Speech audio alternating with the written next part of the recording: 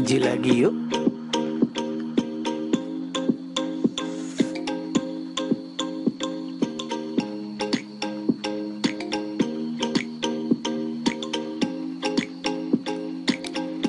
Kali ini kitabnya Mukhtarul Ahadits.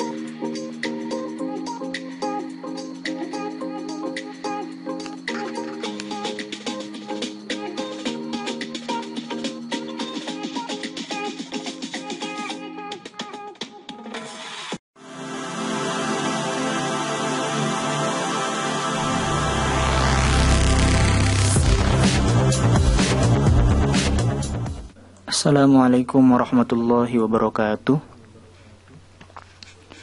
Ila hadratin Nabil Mustafa Muhammadin sallallahu alaihi wasallam wa ala alihi wa ashabihi wa azwajihi wa auladihi wa dhurriyyatihi wa ahli baitil kiram, wa khususan ila musannif hadzal kitab Syekh Sayyid Ahmad Al-Hashimi wa sulih mafruhim lahumul Fatihah.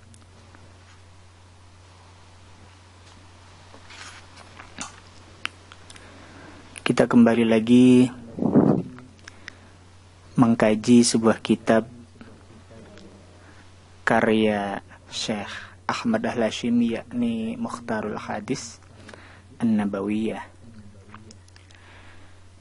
Sekarang kita akan mengkaji kitab ini mulai hadis yang ke 102.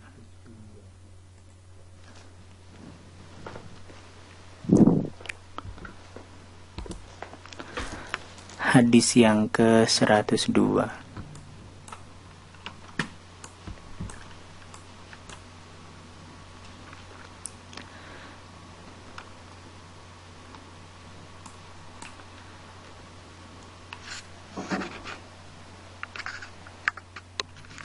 Bismillahirrahmanirrahim.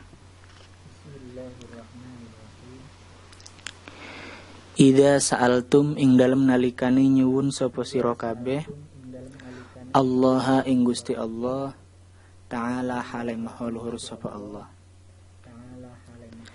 Jadi ketika teman-teman sekalian itu memohon kepada Allah Subhanahu wa Ta'ala atau berdoa, fas'aluhu mongko nyuwun sapa sira kabeh ing Gusti Allah bibutuni akufikum kelawan pira-pira jerone epe-epeke sira kabeh. Jadi kalau teman-teman saat berdoa, maka ada etika saat kita berdoa, di mana saat berdoa hendaknya kita membuka telapak tangan ketika berdoa. Wala tas'aluhu lan ojo nyuwun sapa sira kabeh ing Gusti Allah bizuhuriha kelawan jobone pira-pira epe-epe. Jadi bukan dengan bagian luarnya. Summa la tarudduha nuli ojo mbalikake sapa sira kabeh ing akufikum hatta tamsahu sehingga ngusap sapa sira kabeh biha kelawan akufikum wujuhakum ing wajah sira kabeh. Fa innallaha temen satuhune Gusti Allah iku ja'ilun dat kang dadiake fiha ing dalem akufikum barokatan ing barokah. Rawahu ngriwayatake ing hadis sapa Abu Dawud, Imam Abu Dawud. Jadi apabila teman-teman berdoa kepada Allah Subhanahu wa Ta'ala, mintalah atau berdoalah kepadanya dengan membuka bagian dalam telapak tangan, bukan bagian luarnya. Wala tas'aluhu bizuhuriha, dan jangan menggunakan bagian luarnya. Tsumma la tarudduha hatta tamsahu biha wujuhakum. Jangan sekali-kali kita mengembalikan telapak tangan sebelum diusapkan ke wajah. Jadi kalau etikanya berdoa, setelah selesai doanya hendaklah kita usap ke wajah kita. Apa hikmahnya dari melakukan kegiatan tersebut?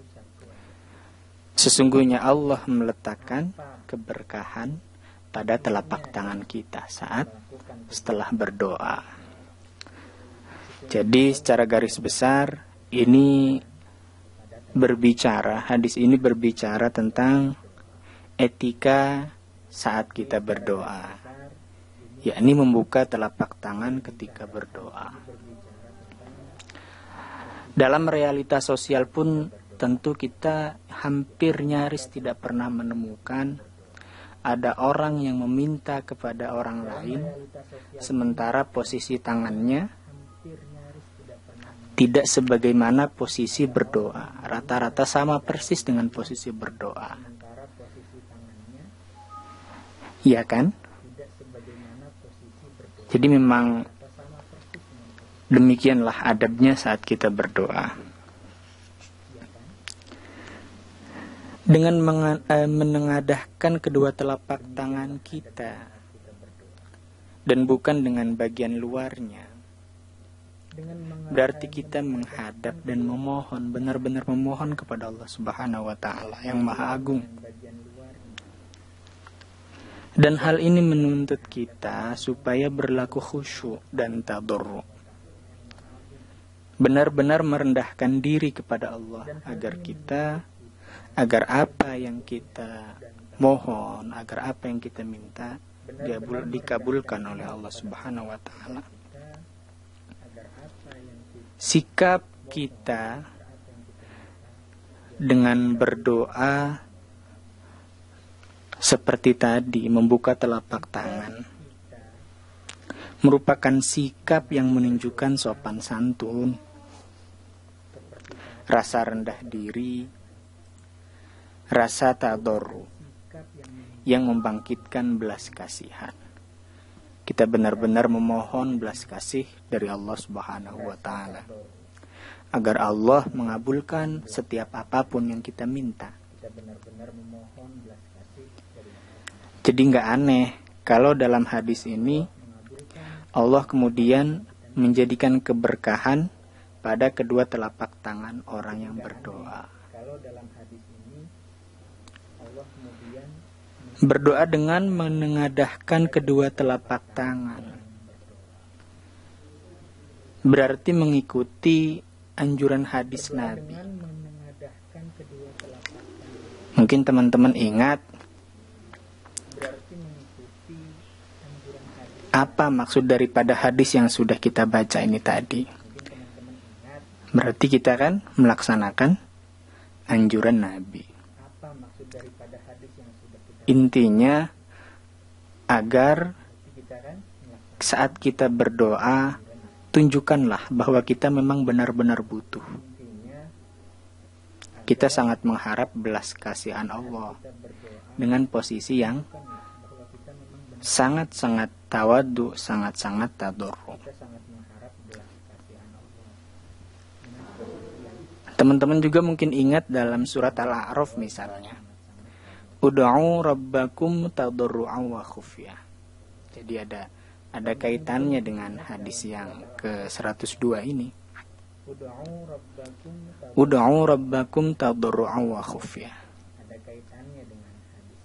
Berdoalah kalian kepada Tuhan kalian dengan berendah diri dan dengan suara yang lembut.